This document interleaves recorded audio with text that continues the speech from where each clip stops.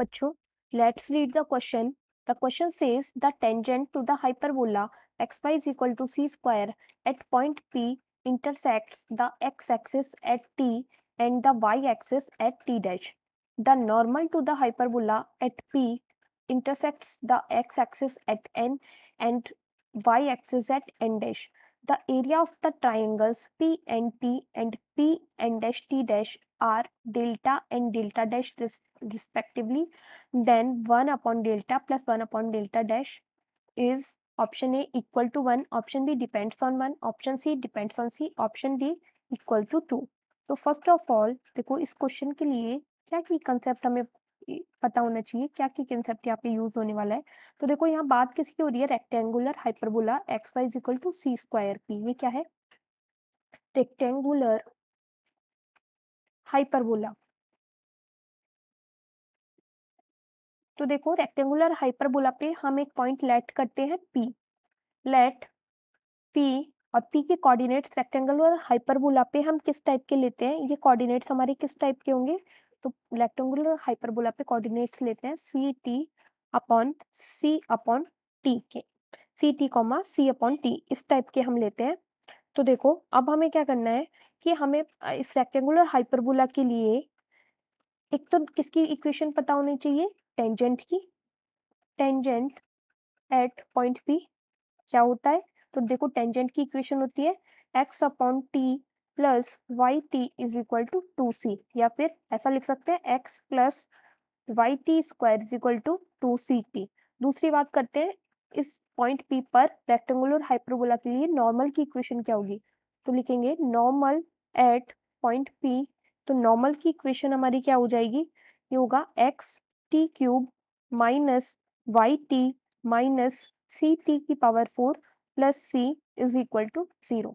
Now let's start with the question. देखो question में हमें क्या कहा गया है कि रेक्टेंगुलर हाइपरबोला हमारे पास है और रेक्टेंगुलर हाइपरबोला की टेंजेंट पॉइंट P पर जो टेंजेंट है वो एक्स एक्सिस को सॉरी रेक्टेंगुलर हाइपरबोला की टेंजेंट एक्स एक्सिस को P पॉइंट पर कट करती है और वाई एक्सिस को किस पॉइंट पर, T पॉइंट पर कट करती है. तो देखो अगर एक्स एक्सिस पे टेंजेंट कट कर रही है तो एक्स एक्सिस पे वाई कोऑर्डिनेट 0 हो जाएगा और वाई एक्सिस पे जब कट करेगी तो एक्स कोऑर्डिनेट 0 हो जाएगा.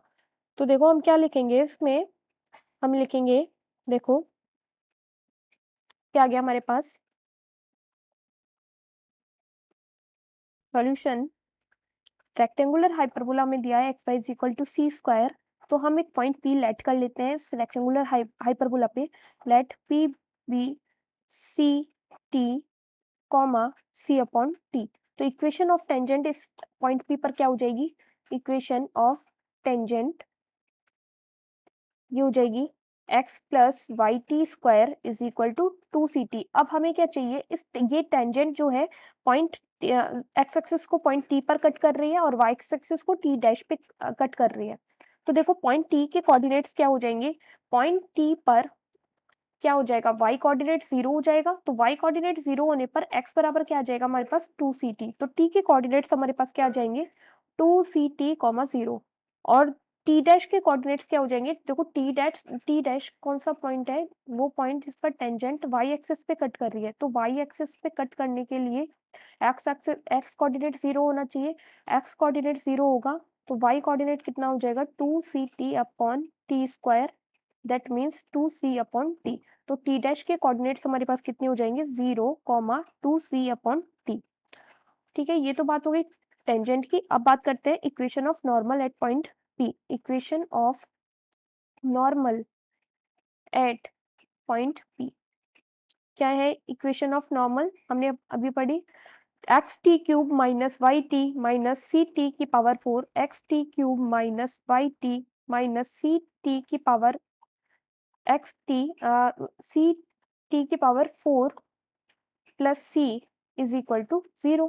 अब हमें क्या चाहिए, ये जो नॉर्मल है ये एक्स एक्सिस पे किस पॉइंट पे कट कर रही है, एन पे, और वाई एक्सिस पे पॉइंट एन डैश पे. तो एन के कोऑर्डिनेट्स क्या हो जाएंगे, जब इस इक्वेशन में हम क्या रख देंगे y is equal to 0 put कर देंगे. तो देखो y is equal to 0 put करने पर ये इक्वेशन कैसी बन जाएगी, x t cube minus c t की power 4 plus c. Is equal to 0। तो एक्स कोऑर्डिनेट हमारा क्या आ जाएगा, एक्स कोऑर्डिनेट हमारा आ जाएगा देखो सी टी की power 4 upon t cube minus c upon t cube. तो ये क्या कोऑर्डिनेट्स हो जाएंगे, पॉइंट एन के ये कोऑर्डिनेट्स हो जाएंगे हमारे सी t minus c upon t cube, और एन पॉइंट पर वाई कोऑर्डिनेट 0 है, और एन डैश के कोऑर्डिनेट्स हमारे क्या हो जाएंगे, एन डैश पे एक्स कोऑर्डिनेट 0 हो जाएगा। तो देखो एक्स कोऑर्डिनेट 0, एन डैश पे हमारा क्या होगा, सॉरी एक्स कोऑर्डिनेट 0 और वाई कोऑर्डिनेट कितना हो जाएगा, तो वाई एक्स बराबर 0 इस इक्वेशन में रख देंगे, तो वाई कोऑर्डिनेट हमारा कितना आ जाएगा यहाँ से, ये आ जाएगा c t minus c t cube. तो हमारे पास एन आ गया, एन डैश आ गया, टी आ गया, टी डैश आ गया, और हम अब हमें क्या चाहिए, देखो डेल्टा क्या है, delta area of p n t और delta dash area of p n t n dash. तो delta is equal to area of triangle p n t. तो देखो पी के कोऑर्डिनेट्स हमें पता है c t up comma c upon t, n के coordinates हमें पता चल गए और टी के कोऑर्डिनेट्स पता चल गए, तो हम फॉर्मूला लगा के area of triangle p n t निकाल सकते हैं। तो फॉर्मूला क्या होता है हमारे पास, एरिया ऑफ ट्राइंगल का 1/2 x1 y1 1। तो x1 क्या है, p के कोऑर्डिनेट्स हमारे पास क्या थे, ये थे c t c upon t 1, x2 y2 1। तो x2 के कोऑर्डिनेट्स क्या है हमारे पास, सी t minus c upon t cube 0 और 1, और t के कोऑर्डिनेट्स हमारे पास क्या है, 2ct 0 1। इस डिटर्मिनेंट को हमें सॉल्व करना है। तो देखो डिटर्मिनेंट को सॉल्व कैसे करेंगे, ओपन कर लेते हैं डिटर्मिनेंट को। तो ये हमारे पास आएगा 1/2 इंटू सी अपॉन टी, ये आ जाएगा 2ct minus c t plus c upon t cube is equal to क्या आ जाएगा हमारे पास, ये आ जाएगा 1/2 सी स्क्वायर अपॉन टी की पावर 4 इंटू टी की पावर 4 प्लस 1, ये आ जाएगा हमारे पास। इसको हम क्या डाल देते हैं, इक्वेशन नंबर 1। अब हम क्या निकालते हैं, डेल्टा डैश यानी area of triangle p n t n d, p n n dash t dash, p dash n dash t dash. So delta dash is equal to area of triangle p n dash t dash. ये area क्या हो जाएगा, ये हो जाएगा देखो 1/2